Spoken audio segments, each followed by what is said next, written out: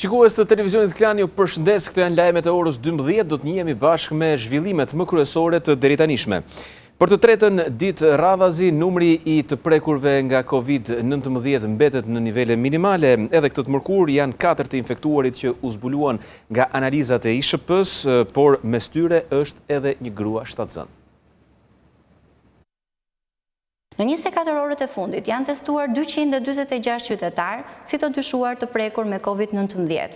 Vijon pozitiviteti ullët në 2% në raport me testimet ditore. Në 24 orët e fundit kanë rezultuar pozitiv 4 qytetarë, përkatësisht 2 nga Berati, 2 nga Tirana, mes të cilve një grua shtatzën. Deri më sot janë konfirmuar pozitiv me Covid-19 në gjithë vendin 880 raste, 78% të cilve janë të shëruar. Aktualisht në vend janë 161 persona aktiv me Covid-19, kryesisht në Tiranë, Shkodër, Kruj. Situata në spitale prej ditësh paraqitet e qëndrueshme, 21 pacient janë të shtruar, mes të cilve një rast është në reanimacion, në terapi intensive. Javën e ardhshme do të mbyllet njëri nga 2 spitalet Covid, do të jetë Spitali Shefqet Ndroqi, që do të rikthehet normalitetit pas 18 majit, por kryeministri kërkoi gatishmëri në rast të një vale të re të infektuarish pas lehtësimit të masave. Shifrat aktuale të prekurve nga Covid-19 që po marrin trajtim spitalor kanë shtyrë komitetin e ekspertëve që të vendosi përkthimin e spitalit Covid-2, Spitalit Shefqet Ndroqi, në normalitet. Jemi duke menduar për mbylljen e spitalit Covid-2, duke qenë se edhe numri pacientëve është ulur, por duke fokusuar në QFT nga data 18. Por kryeministri I druhet një fluksi të shtuar të prekurve pas lehtësimit të masave 2 javët e fundit. Njerëzit u relaksuan ama se s'ka gjë etj. Kështu që ne duhet përgatitemi shumë fort për eventualitetin e një vale tjetër. Po lexoja një artikull shumë interesant për gripin spanjoll dhe thoshte vala e dytë ishte do zoti mos na sjell përpara kësaj prove. Rama dhe Manastir Liu vizituan deponerit të depozitimit të barnave për qendrën spitalore universitare, por dhe spitaleve të tjera të kryeqytetit, një investim ky prej 1.7 milion eurosh. Tash ti përpara nuk mendohej njerë që kishte një hapësirë të tillë sepse barnat vetë ishin atë metodën I pay pas zërëse të dash, se nuk vinin fare në qësë. Edhe ashtu mungonin dhe qytetarët që detyruar blinin barnat në farmacisë që kishin bërë si rëpullë. Fondi vjetor për blerjen e barnave për sistemin spitalor është 40 milion euro, nga të cilat afro 50% shkojnë vetëm për qendrën spitalore universitare Nën Tereza.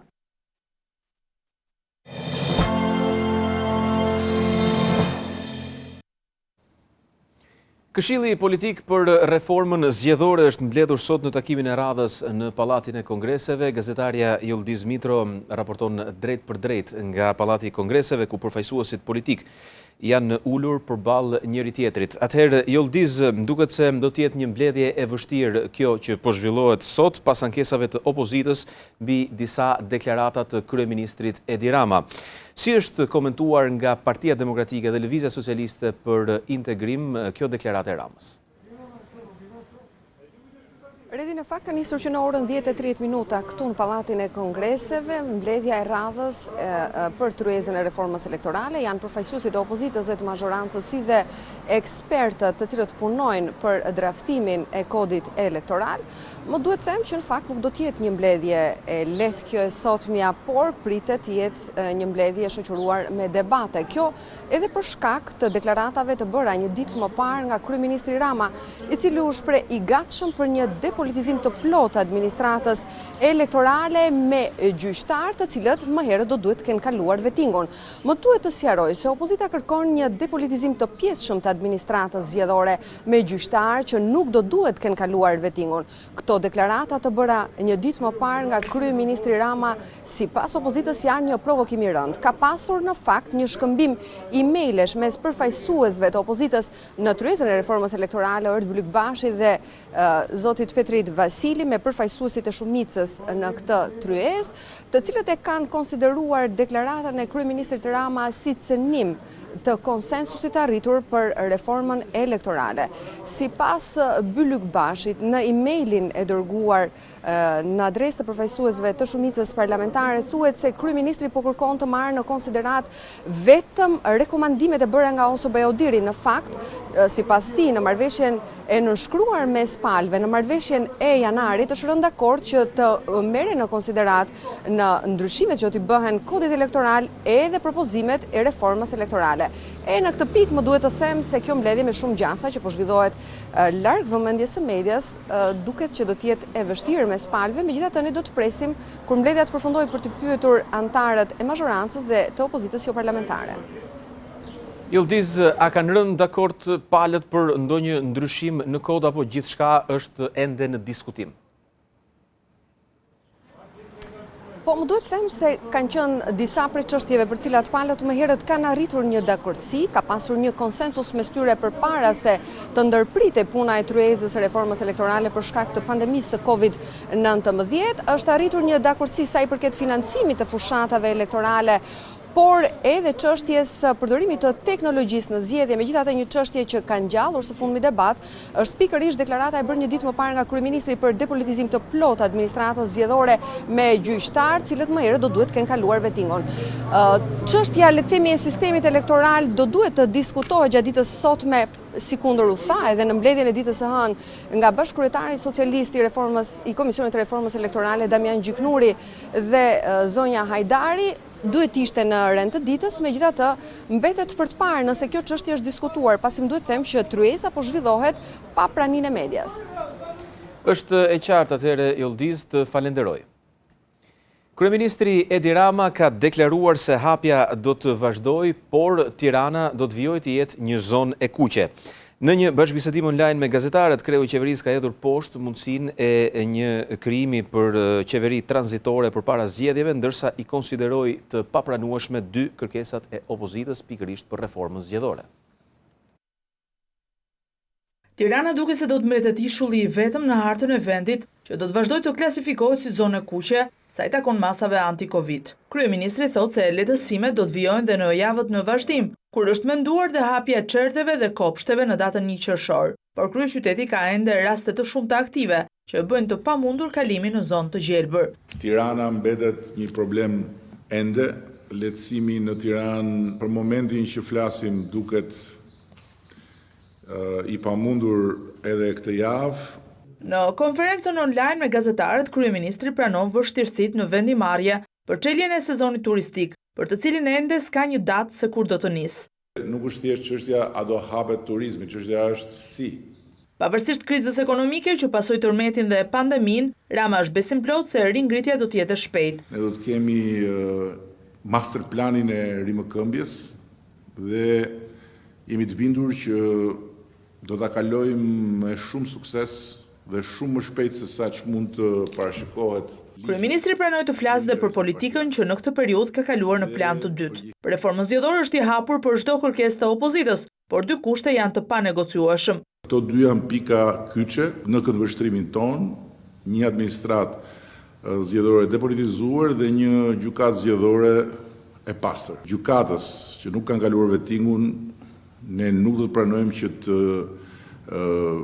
jenë pjesë e kolegjeve zgjedhore. Jo e prerë për të pranuar kërkesën e opozitës për qeveri tranzitore. Po kjo nuk ka për të ndodhur. Po ka që prerë është dhe kur mohon mundësinë e një koalicioni me ish-partinë e presidentit në zgjedhjet e 2021-shit. Në politik kur mos thuaj kur, por nuk shoh asnjë perspektivë për një rikthim në një koalicion me partinë e presidentit. Jo, por e kushtëzuar është mundësia për një rishikim të reformës në drejtësi. Nëse do të ketë vend për tripar, kjo është diçka që do të diskutohet me bashkëautorët. Edhe për teatrin është i prerë se s'ka kthim pas dhe presidentin që ka kërcënuar se do t'i drejtohet gjykatës kushtetuese për të dytën herë e klasifikon tek pakica. Nuk shoh se si pakica caktuara mund të imponojnë në çfarëdo forme dhe mezi pres të shoh të ndërtohet teatri i ri kombëtar. sa i takon legalizimit të kultivimit të kanabisit për arsye mjekësore, Rama thot se brenda këtij sesioni, drafti i projekt ligjit do të kalojë në kuvend. Gjatë një takimi me drejtuesit e sistemit bankar, guvernatori i Bankës së Shqipërisë Gent Sejko ka kërkuar nga bankat bashkëpunim me bizneset për të shtyrë më tej kredit për kompanitë në vështirësi. Guvernatori gjithsesi pranoi se niveli i depozitave përballë huave ka qenë dhe është më i ulët. Biznesi duhet kujdeset për një ndarje sa më të drejtë të kostove të krizës, duke afruar aty ku është e mundur dhe në interes të dyanshëm, lehtësitë e nevojshme financiare për furnitorët apo për klientët afatgjatë. Sektori bankar, nga ana e tij, duhet bëjë një rivlerësim të qëndrueshmërisë së modelit të bizneseve të kredimarrësve në realitetin post-Covid. Klientët në vështirësitë të përkohshme financiare, por me modelet qëndrueshme biznesi, duhet mbështeten me likuiditet dhe lehtësi të përkohshme operacionale. Klientët në vështirësi më serioze mund të ndihmohen nëpërmjet ristrukturimit kredis, në formën e një tjetër shtyrje të përkohshme të këstit kredis, apo në formën e një ristrukturimi tërësor të saj, gjithnjë dhe për aq kohë sa perspektiva afatgjatë e biznesit mbetet solide. Buxheti i shtetit do të paguajë interesat e kredisë që bizneset do të marrin për dhënien e pagave. Në vendimin e ndryshuar, Këshilli i Ministrave ka përjashtuar nga përfitimi kreditorët e këqinj. Qeveria ka vendosur të marrë përsipër pagesën e interesave të kredisë që do t'jepet për sektorin privat për pagat e punojësve, të garantuar nga garancia sovrane. Në një vendim të miratuar së fundi, Këshilli i Ministrave ndryshon marrëveshjen që ka bërë me të gjithë bankat që operojnë në sistemin bankar vendas, duke shtuar një nen i cili parashikon rimbursimin nga Ministria e Financave të interesave të kredive të dhëna për linjën e kreditimit të skemës së parë të garancisë. Ndryshimi do të reflektohet edhe për kredite dhëna përpara se të merret ky vendim, duke lehtësuar nga kostot e interesave, si përmarrësit që marrin hua për të dhënë pagat. Po ashtu marrëveshja e re heq komisionet dhe penalitetet në vonesat e pagesës së kredisë, përsa ko interesi dhe linja e saj është garantuar nga buxheti, por përjashton përfitimin nga kjo skem të kompanive që rezultojnë të jenë në regjistrin e kreditorëve të këqij. Sipas të dhënave të Ministrisë së Financave, deri tani janë 400 kërkesa nga sipërmarrje të ndryshme për të përdorur këtë instrument financimi për një vlerë kredie prej $45 milion, çka ka bërë që 45% e fondit të garantuar të nisë të përdoret që në 2 muajt e parë të hyrjes në fuqi të kësaj skeme. Kredia sovrane për paga i jep të drejtë kompanisë që të mos paguajë principal për 3 muajt e parë që nga momenti i tërheqjes së fondeve. Kryetari i Partisë Demokratike Lulzim Basha është takuar me qytetarë dhe përfaqësues të bizneseve në Tiranë. Këta të fundit u ankuan për rënje të xhiros edhe se po dëmtohen nga taksat për edhe tatimet. Pas takimeve që pati ditët e fundit me përfaqësues të biznesit e sipërmarrjes, kreu i opozitës Lulzim Basha ka zbritur në terren për të parë nga afër situatën pas rinisjes së aktivitetit. Taksat nuk e paguar gjitha, me qiraje? Me qiraje. Sa e ke? Gati 800. Ke pas as zbritje as gjë? Si gjë.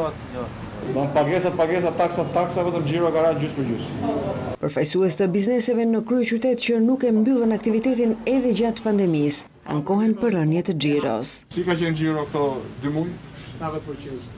Janë siguracione që buhen paguar për muaj për muaj që është barë e madhe, ujë, drita, pa diskutim. Respektojnë masat për distancimin fizik dhe higjienën, por ankohen për gjendjen e rënduar që po kalojnë. Sipas tyre, biznesi po dëmtohet nga taksat, tatimet, si dhe rënja e konsumit për shkak të pandemisë. Unë muaj që kam pas më shumë punë në gusht, e kam pas 170. Tash jo shmëllë ka pru 320. Jo të paktën janë ata që ankohen se nuk kanë përfituar nga paketat e qeverisë. Aplikuat për atë pagesën? Po. E morën? Nga akoma. Akoma se kena marrë, ka pru 320.000 lekë pru dritat, 68.000 lekë pru ujtit. Ose jo shmëllë. Situata ekonomike që po kalon vendi ishte edhe në fokus të takimit që Basha zhvilloi me aleatët e tij. Sipas opozitës, kryeministri Rama ka braktisur qytetarët, duke çuar vendin drejt një krize të madhe ekonomike.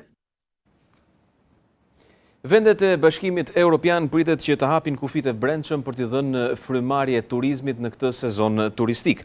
Komisioneri për ekonominë Paolo Gentiloni pritet të prezantojë sot planin për shpëtimin pikërisht të sezonit turistik.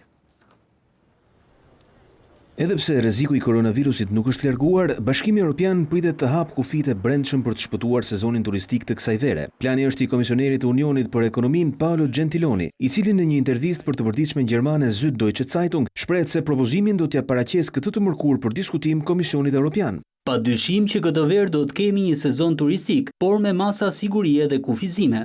Sipas të përdismes gjermane, plani parashikon që të gjithë ata që duan të kalojnë pushimet në vendet e tjera të Bashkimit Evropian duhet të prenotojnë hotelet. Pritet që kontrollet rigoroze kufitare dhe kufizimet e tjera të hiqen në mënyrë graduale. Sektori i turizmit është më i goditur nga masat drastike për frenimin e përhapjes së pandemisë, por disa vende europiane, sidomos ato të jugut si Greqia, Italia dhe Spanja, e kanë turizmin faktor të rëndësishëm në ekonomi. Disa vende anëtare po i ndërmarrin në mënyrë të pavarur masat për hapjen e kufive. Gjermania pritet vendos lehtësimin e masave në pikë kalimet kufitare toksore me vendet fqinj, ndërsa vendet baltike si Estonia, Letonia dhe Lituania kanë arritur një marrëveshje për hapjen e kufive më 15 maj për të lehtësuar udhëtimet turistike. Ndërkohë, do të flasim në fund për Robert De Niro, i njohur për qëndrimet e tij kundër presidentit amerikan Donald Trump. Aktori e ka sulmuar sërish presidentin Trump edhe për menaxhimin e pandemisë në Shtetet e Bashkuara të Amerikës. Në një intervistë për BBC, De Niro u shpreh se Trump nuk do t'ia di që amerikanët vdesin. Donald Trumpit nuk I intereson sa njerëz vdesin nga koronavirus. Ka qenë kjo deklarata e fortë e aktorit të njohur hollywoodian Robert De Niro, I cili ka lëshuar kritika të ashpra ndaj presidentit amerikan në lidhje me menaxhimin e pandemisë. Është e tmerrshme, tmerruese. Atij nuk I intereson sa njerëz vdesin. Ai do vetëm të rizgjidhet president. Gjatë një interviste për BBC për jetën e tij në izolim, De Niro tha se ishte e frikshme heshtja ose mungesa e kritikës ndaj mënyrës se si kreu I Shtëpisë së Bardhë po I përgjigjet krizës, referuar lehtësimit masave kundër COVID-19 në disa shtete federale. I njohur si kritik I qëndrueshëm ndaj presidentit republikan, De Niro e përshkroi administratën Trump si shekspiriane dhe presidentin një të çmendur. Gazetarja në studio Emily Maitli se provokoi duke I thënë se mbas ai nuk është kaq I çmendur për sa kohë është zgjedhur nga amerikanët, por ikona e ekranit të madh tha se pikërisht ata që e zgjodhen janë më të përbuzurit nga republikani. Deklaratat e tij vinë në kohën kur numri viktimave në Shtetet e Bashkuara si pasojë e COVID-19 ka arritur në 82.653, më I larti se çdo vend tjetër në botë. Ka qenë ky dhe informacioni I fundit për këtë edicion Lajmesh. Bashkë mirupafshim.